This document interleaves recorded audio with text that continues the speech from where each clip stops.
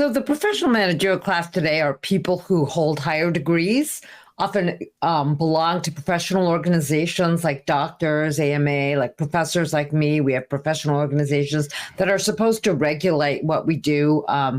Lawyers have the Bar Association.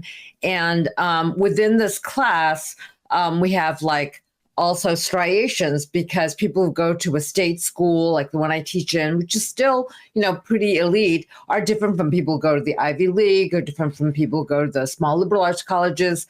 And today's media and content producers are inordinately dominated by PMC people who have gone to elite universities, elite graduate schools, and then come from a very tiny handful of schools, mostly on the East Coast. So to give a little historical background, they're also white-collar workers, right? And I like to define them as people who are not working with their bodies.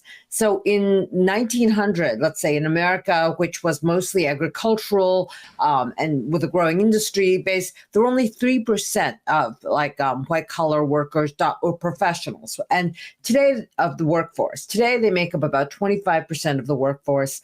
They were defined by Barbara and John Ehrenreich as a group of vanguardists on the liberal left in 77 who were completely taking over left liberal organizing spaces like the Democratic Party. And what they saw was this professional managerial class dominance of liberalism at the expense of working class people and working class interests.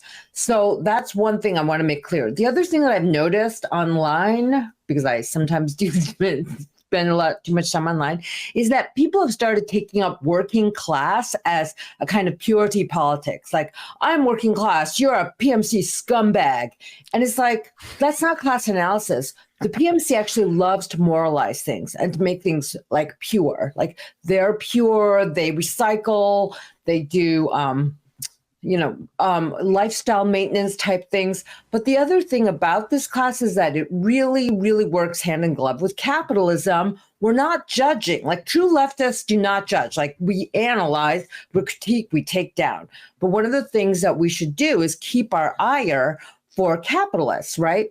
So, but at the spear tip of the PMC, you have people like Mark Zuckerberg, who was born into a professional managerial class family, or even, Bill Gates, right?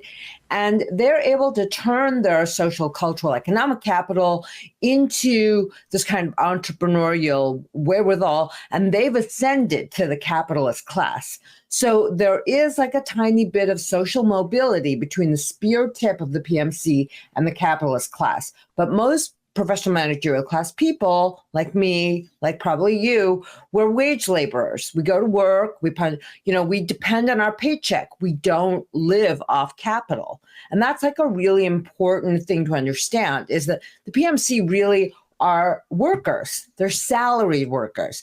And there's this one really great way that Siegfried Kracauer in 1929 defined the salaried masses. They were people who were paid by a salary rather than by the hour. And oftentimes they didn't make as much as, industrial working class people who worked in factories. They were like paper pushers in Berlin, but they looked down on people who work with their bodies. So they could be like salesmen. They could be even the clerks at the lowliest sales clerk at a department store. But for themselves, for their consciousness, they thought they were better than working class people. But they were part of a segmentation of workers in the working class that happens under capitalism. As capitalism becomes more and more complex, industrial production becomes more and more efficient, so we don't need so many people in the factories or in the farms, and we need a lot more people to manage the flows of capital, to manage people, to reproduce capitalism itself. So that's what I like to, how I like to define it. But I really want to come out strong against this like moral critique that people default to in America. Like, just stop. That is not leftism. Like, say, you're PMC scum, I'm really pure. It's like, fuck that. Fuck that. That is not politics. What do you stand for? What are you doing? What do you say? It's not about identity, politics. PMC is a category that defines your relationship to a mode of production. Like, try to keep that in your little leftist brains to be leftist. I'm really mad about this, actually, that that working class has now taken on all of the aspects of another identity. It's not. It's a relationship to the means of production. It's a relationship to your boss. It's a relationship to the economy. That makes it really different from any like essentialist notion of like, this is my identity. I'm this, I'm that, you know, I'm a unicorn, I'm a frog, no. I just want to say that right now. Sorry, you've got me on a little. No, I'm glad, because I think this is really one of the interesting things about this. I mean, new class. I mean, like you mentioned, John and Barbara Ehrenreich in '77 come up with this term, and I'm sure as time has gone on, like since '77 to now, there is a whole slew of new jobs, not just new professions, totally new industries. Thanks to technology, the internet, etc. And also the financialization of the American economy, because we offshored all our jobs, and then we created we're content producers, financialized people. And so they're also orthodox Marxists, or whatever, who are saying no, that class did not exist in Marx. We can't talk about it.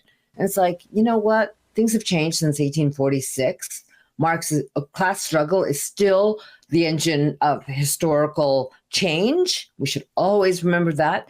But there actually has become striations within the working class. Right. I feel like, when it comes to the working class and, the ownership class, it's a lot more well-defined, whereas it seems like PMCs, and I've seen this, like you mentioned online, it seems like people rage at individuals that they consider to be PMCs, and then people who don't consider themselves to be PMCs rage against that. So, I feel like let's sort of set the stage here, because I want to make this sort of clear.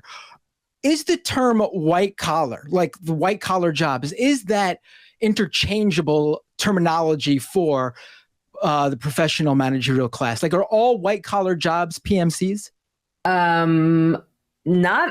Yes, in some ways, because white collar jobs mean you don't work with your bodies, but there are also lower level white collar jobs, higher level white collar jobs.